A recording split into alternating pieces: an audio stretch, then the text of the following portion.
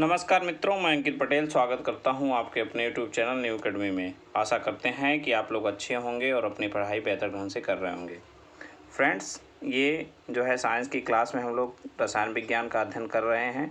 उसके अंतर्गत अभी तक हम लोगों ने जो है 4 चैप्टर को कवर कर लिया है, जिसमें पदार्थ की अवस्था है, तत्व, यौगिक, ठीक है, और कोलाइडी विलयन, इतना हम लोगों ने अध्ययन कर लिया है। आज हम जो है यूपी ट्रिपल एससी की विभिन्न परीक्षाओं में आए हुए जो प्रश्न हैं उसको देखने वाले हैं। तो आइए जो है आज की वीडियो की शुरुआत करते हैं। तो पहला प्रश्न आपका बनता है यहाँ पे, ये है जो आया हुआ पदार्थ की अवस्थाएं, स्टेट ऑफ मैटर से ये प्रश्न आया हुआ है। क्या प्रश्न है, देखिए यहाँ पे, दो विभिन्न प्रकार के पदार्थ के कण को स्वतः ही आपस में मिलने की प्रक्रिया को क्या कहते हैं। तो ये प्रश्न पूछा हुआ है, उसको क्या कहते हैं। देखिए, ऑस्मोसिस, रिवर्स ऑस्मोसिस, डिफ्यूजन और फ्यूजन। तो फ्यूजन होता है किसी चीज़ का दो भाग में टूटना। डिफ्यूजन होता है जो है किन्हीं दो पदार्थों को आपस में स्वतः मिलने की प्रक्रिया को क्या कहते हैं, उसको कहते हैं डिफ्यूजन। यहाँ पे ध्यान रखेंगे। ऑस्मोसिस क्या होता है, परासरण। द्रव का जो है एक झिल्ली पे दूसरी झिल्ली में जाना ही परासरण कहलाता है, तो इसको ध्यान रखेंगे। अब आइए देखते हैं, ये प्रश्न है, ठोस के संबंध में निम्नलिखित में कौन सा सही है। हमने ठोस की परिभाषा बताई थी, क्या बताया था हमने, बताया था जिसका आकार और आयतन क्या हो, निश्चित हो। तो देखिए, जहाँ पे ऑप्शन आपको मिले वहाँ पे आप टिक कर दीजिए। पहला ऑप्शन दे रखा है, क्या दिया है, कोई निश्चित आकार और कोई निश्चित आकार नहीं परंतु निश्चित मात्रा, ना निश्चित आकार ना ही निश्चित मात्रा, निश्चित आकार परंतु निश्चित मात्रा नहीं। देखिए इसमें क्या होता है, ठोस में दोनों क्या होता है, दोनों निश्चित होगा। तो ऑप्शन नंबर डी यहाँ पे सही हो जाएगा। ठीक है, तो आप इसी के साथ जो है द्रव और गैस का भी रिवीजन कर लीजिएगा। आगे बढ़ते हैं, आगे क्या पूछा है, आगे प्रश्न है, एक मिनट, आगे तीसरा प्रश्न में पूछा है, निम्नलिखित में से रासायनिक परिवर्तन क्या होता है। ठीक है, अभी ये हम लोग ये चैप्टर नहीं पढ़े हैं, भौतिक और रासायनिक परिवर्तन, ठीक है, लेकिन जान लीजिए भौतिक और रासायनिक परिवर्तन को एक बार समझ लीजिए। इसमें कुछ है नहीं, भौतिक परिवर्तन किसे कहते हैं, रासायनिक परिवर्तन किसे कहते हैं। भौतिक परिवर्तन वो होता है जैसे कोई पदार्थ अगर अवस्था जब परिवर्तन करता है, जैसे बर्फ़ है, बर्फ़ अगर गल के जो है द्रव बन गया, ठीक है, और फिर द्रव को हम बर्फ़ बना सकते हैं। तो बर्फ़ का पिघलना, अवस्थाओं का परिवर्तन होना, ये जो है क्या होता है, ये होता है भौतिक परिवर्तन। भौतिक परिवर्तन का मतलब ये होता है अगर वो परिवर्तित हो गया तो पुनः उसको उसी अवस्था में लाया जा सके तो भौतिक परिवर्तन होता है। लेकिन जब वो एक बार दूसरा पदार्थ बन गया, उसको दूसरे अवस्था में नहीं लाया जा सके तो उसे रासायनिक परिवर्तन कहते हैं। जैसे दूध से दही बन गई, ठीक है, क्या दही से दूध बन पाएगा, नहीं, तो वो रासायनिक परिवर्तन होगा। तो इसमें ऑप्शन देखिए, ऑप्शन से समझने का प्रयास करते हैं हम लोग। पौधे में प्रकाश संश्लेषण, मोम का पिघलना, पानी का संघनन और पौधों में वाष्पोत्सर्जन। देखिए पौधों में वाष्पोत्सर्जन जो है ये होगा, ठीक है, और पानी का संघनन भी, संघनन मतलब जो है क्या होता है, गैस से द्रव में बदलना, तो ये भी हो जाएगा। मोम का पिघलना भी।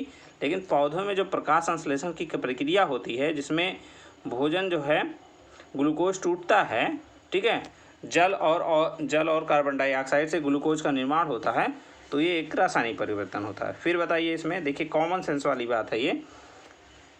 फिर पूछा है रासायनिक परिवर्तन है, रासायनिक परिवर्तन उसे बोलेंगे जो एक बार परिवर्तित हो गया तो दोबारा उस अवस्था में नहीं आया। जैसे पटाखों का जलना, अगर पटाखा जल गया क्या पुनः उसको पटाखा बनाया जा सकता, नहीं, तो यही हमारा क्या हो जाएगा, आंसर हो जाएगा।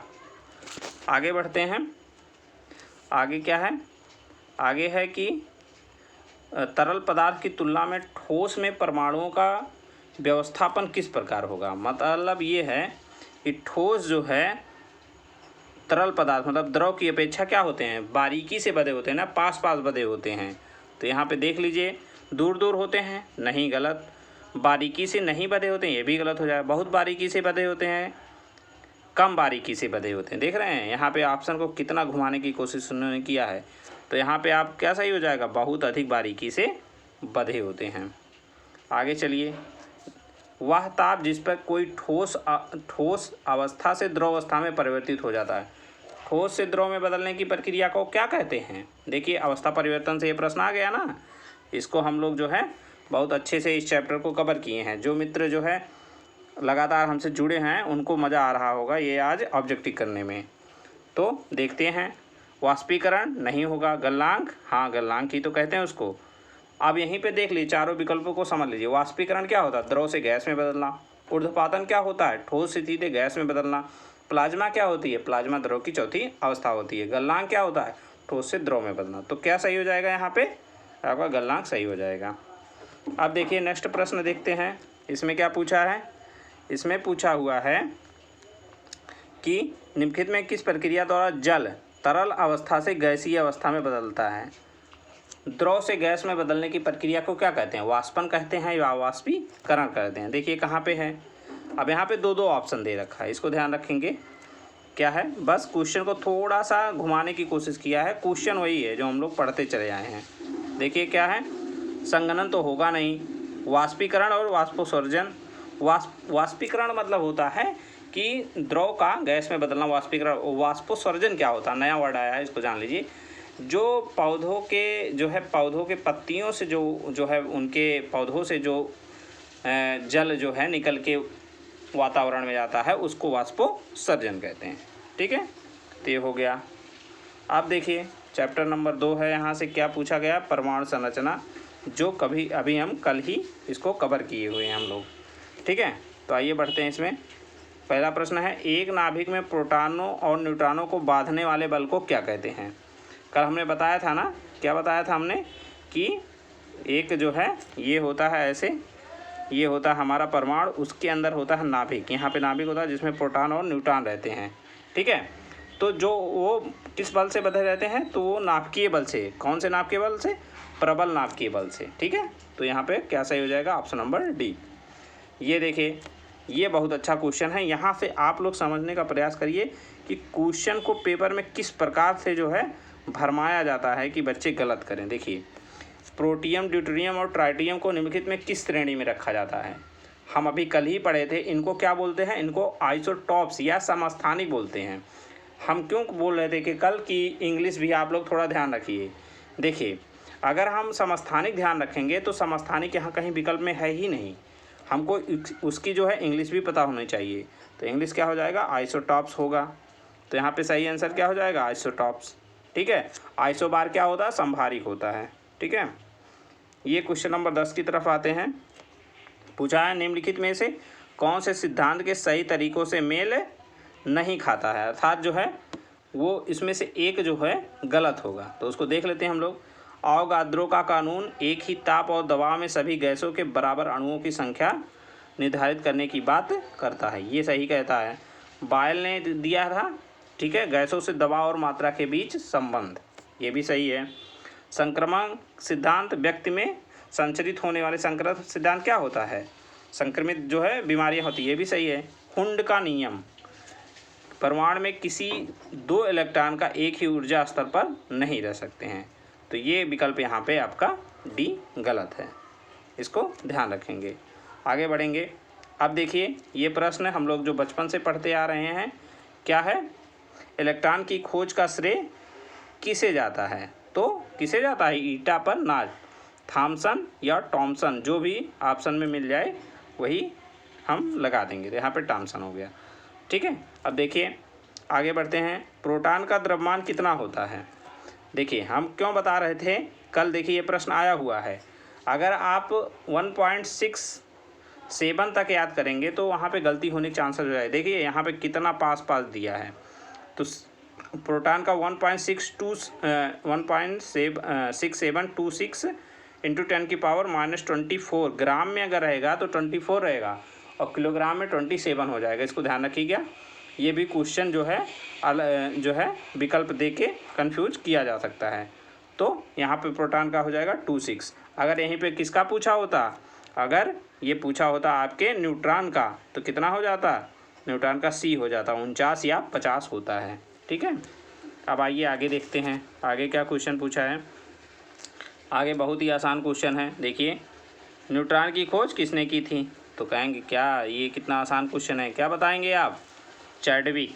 कहाँ है चैडविक? यहाँ पे है चैडविक, ये हो जाएगा ऑप्शन नंबर बी। आगे बढ़ते हैं, आगे क्या क्वेश्चन पूछा है, निम्नलिखित में से प्रोटॉन की खोज किसने की थी। इसी प्रश्न का हमने कल जिक्र किया हुआ था। देखिए प्रोटॉन की खोज, देखिए विकल्प में दोनों दे रखा है, देखिए विकल्प में रदरफोर्ड भी है और गोल्डस्टीन भी है। हमने बताया था कि अगर दोनों हों तो गोल्डस्टीन को सही मानिएगा। क्यों मानिएगा, क्योंकि गोल्डस्टीन ने इसकी खोज की थी और रदरफोर्ड ने प्रोटॉन उसको नाम दिया था। ठीक है, अब आइए, न्यूट्रॉन एक कण है जो नाभिक का अंश है कि न्यूट्रॉन की खोज किसने की थी। कुल मिला के ये प्रश्न में हमसे क्या पूछना चाह रहे हैं, न्यूट्रॉन की खोज किसने की थी। तो न्यूट्रॉन की खोज अभी हम पिछले प्रश्न में देख चुके हैं, पिछले प्रश्नों में, तो क्या हो जाएगा, चैडविक हो जाएगा आपका। ठीक है, न्यूट्रॉन की खोज किसने की थी, चैडविक ने की है। देखिए ये प्रश्न हो चुका है।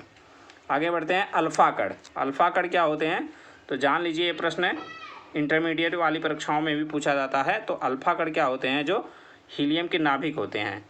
ठीक है, अभी हम रेडियो एक्टिविटी पढ़ेंगे तो उसमें हम अल्फ़ा बीटा और गामा कणों के बारे में अध्ययन करेंगे। ठीक है, इसमें जो है एक ही में दे रखा था। ठीक है, तो इसको भी कर लेते हैं। अब जो है इसके बाद है क्वेश्चन नंबर 17 पे आते हैं हम लोग। क्वेश्चन नंबर 17 में क्या पूछा है, आधुनिक परमाणु का सिद्धांत किसने दिया है। तो आधुनिक परमाणु का सिद्धांत किसने दिया है, कल ही हम लोगों ने पढ़ा था, जॉन डाल्टन ने सर्वप्रथम इसके बारे में।